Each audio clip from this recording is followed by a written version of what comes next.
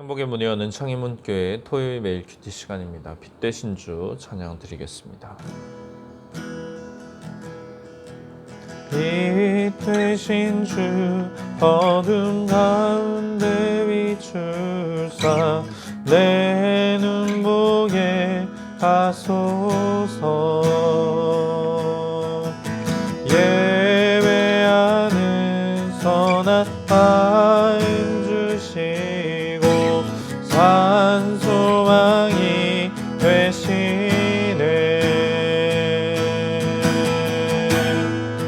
나 주를 경배하리 엎드려 절하며 고백해 주 나의 하나님.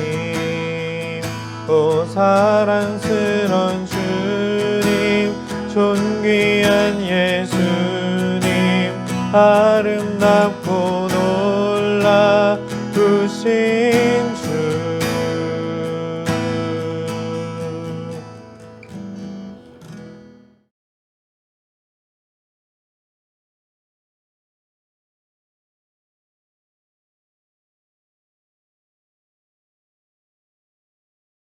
제18장.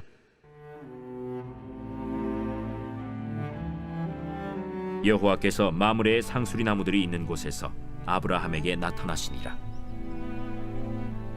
날이 뜨거울 때에 그가 장막문에 앉아 있다가 눈을 들어본즉 사람 셋이 맞은편에 서 있는지라. 그가 그들을 보자 곧 장막문에서 달려나가 영접하며 몸을 땅에 굽혀 내 주여, 내가 주께 은혜를 입어 싸우면 원하건대 총을 떠나 지나가지 마시옵고 물을 조금 가져오게 하사 당신들의 발을 씻으시고 나무 아래에서 쉬소서. 내가 떡을 조금 가져오리니 당신들의 마음을 상쾌하게 하신 후에 지나가소서. 당신들이 종에게 오셨음이니이다. 내 말대로 그리하라. 아브라함이 급히 장막으로 가서 사라에게 이르되 척히 고운 가루 세 알을 가져다가 반죽하여 떡을 만들라. 아브라함이 또 가축대 있는 곳으로 달려가서 기름지고 좋은 송아지를 잡아 하인에게 주니 그가 급히 요리한지라. 아브라함이 엉긴 젖과 우유와 하인이 요리한 송아지를 가져다가 그들 앞에 차려놓고 나무 아래에 모셔 섬에 그들이 먹으니라. 그들이 아브라함에게 이르되 내 아내 사라가 어디 있느냐? 장막에 있나이다.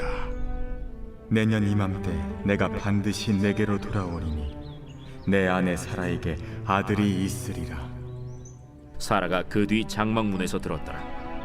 아브라함과 사라는 나이가 많아 늙었고 사라에게는 여성의 생리가 끊어졌는지라. 사라가 속으로 웃고 이르되 내가 노쇠하였고 내 주인도 늙었으니 내게 무슨 즐거움이 있으리요. 여호와께서 아브라함에게 이르시되 사라가 왜 웃으며 이르기를 내가 늙었거늘 어떻게 아들을 낳으리요 하느냐? 여호와께 능하지 못한 일이 있겠느냐? 기한이 이를 때 내가 내게로 돌아오리니 사라에게 아들이 있으리라. 사라가 두려워서 부인하여 이르되 내가 웃지 아니하였나이다.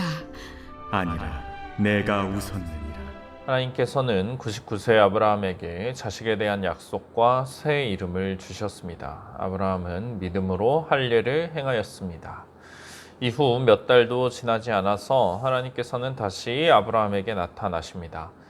이때 아브라함은 마므레 상수리 나무들이 있는 곳에 거주하고 있었습니다.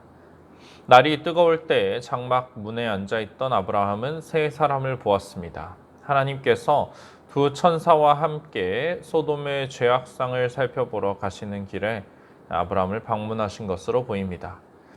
아브라함은 그들을 보자 곧 달려나가 영접하며 몸을 땅에 굽힙니다. 손님을 맞이하는 것 치고는 과한 반응입니다. 아마도 아브라함은 그 셋 중 하나가 특별한 존재라는 사실을 알아차린 것 같습니다.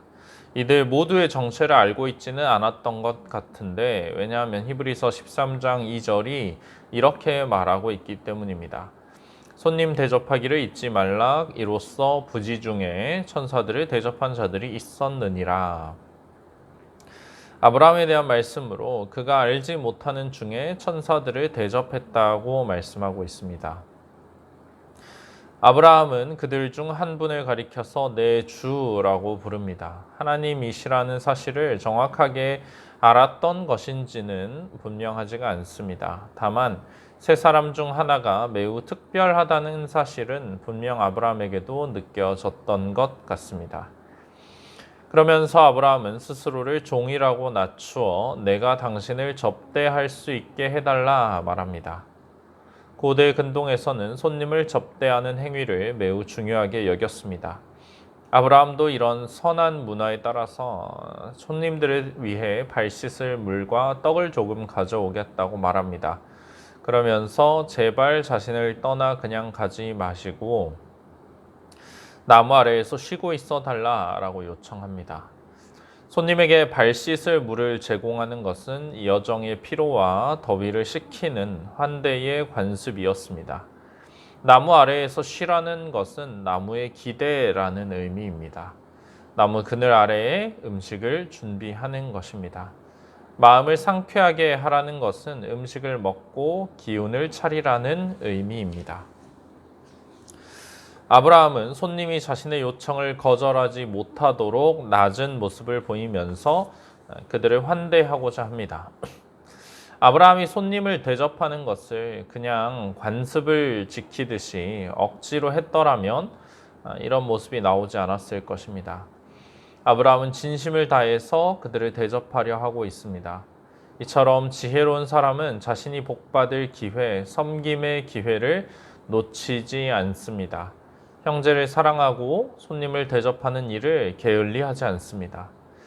지극히 작은 자 하나에게 한 것이 예수님께 한 것과 같다는 말씀을 기억하기 때문입니다. 하나님께서 기뻐하시는 일이라는 사실을 알고 있기 때문에 그것을 아깝다, 귀찮다 그렇게 여기지 않고 기쁨으로 하는 것입니다. 세 사람은 아브라함의 말대로 그리하라라고 말합니다. 아브라함은 급히 장막으로 가서 사라에게 고운 가루 세 스아를 가져다가 반죽하여 떡을 만들라 말합니다. 이것은 아브라함이 말했던 떡 조금과는 거리가 있습니다. 가루 세 스아는 약 24리터로 빵 조금이 아니라 잔치에 사용할 정도로 많은 빵을 만들 수 있는 양입니다. 또 아브라함은 기름지고 좋은 송아지를 잡아 요리하게 합니다. 이 또한 세 사람을 위한 음식으로서는 과분한, 넘치는 것입니다. 거기에다 엉긴 젖을 꺼내오는데 아마도 버터나 요거트일 것입니다. 거기에 우유를 가져다가 차려 놓았습니다. 아브라함은 자신이 할 수 있는 최고의 대접으로 세 사람을 대하고 있습니다. 뒤에 나오는 롯도 두 천사를 보고 환영하며 대접하는 모습을 보이지만 아브라함의 대접은 훨씬 극진하고 거창한 것입니다. 세 사람은 나무 그늘에서 시원하게 식사를 합니다. 그동안 아브라함은 같이 앉지 않고 장막 문 앞쪽 그들의 곁에서 시중을 드는 모습을 보입니다. 음식을 먹고 난 후 세 사람은 아브라함에게 내 아내 사라가 어디 있느냐라고 질문합니다. 요리만 하고 나타나지 않았던 사라의 이름까지 알고 있는 그런 모습입니다.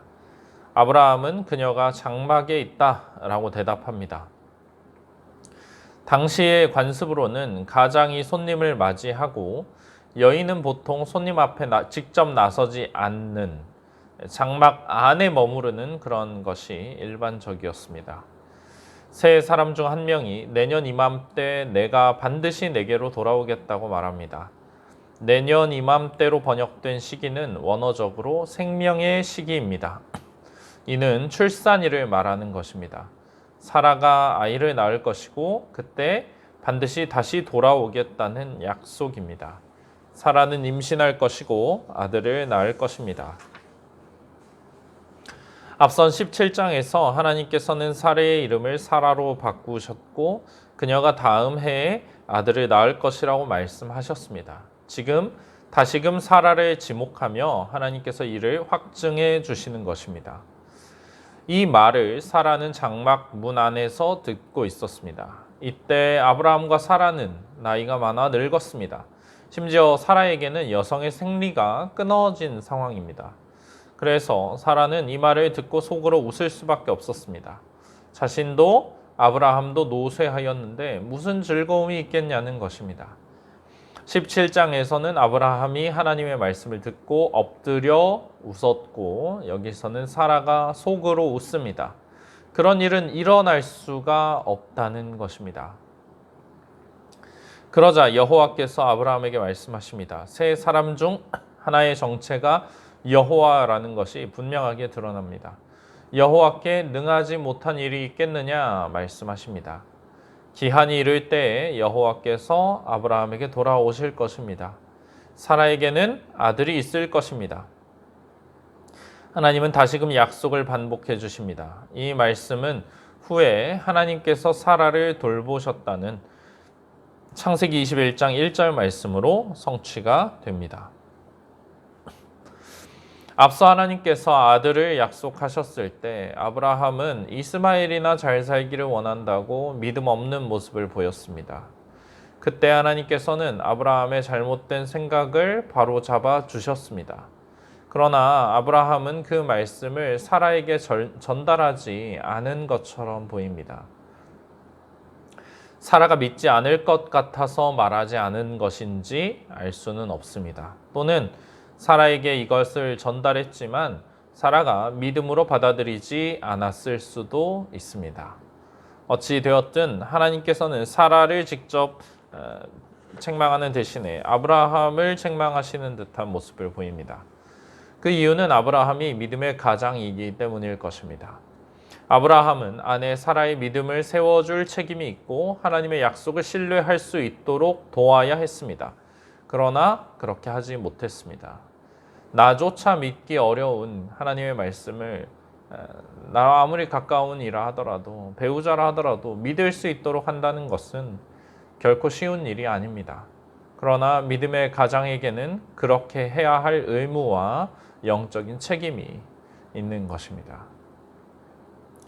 사라가 웃었다라고 말씀하시는 하나님을 말씀을 들은 사라는 두려워서 자신이 웃지 아니하였다고 부인합니다. 하지만 하나님께서는 아니라 내가 웃었느니라 말씀하십니다.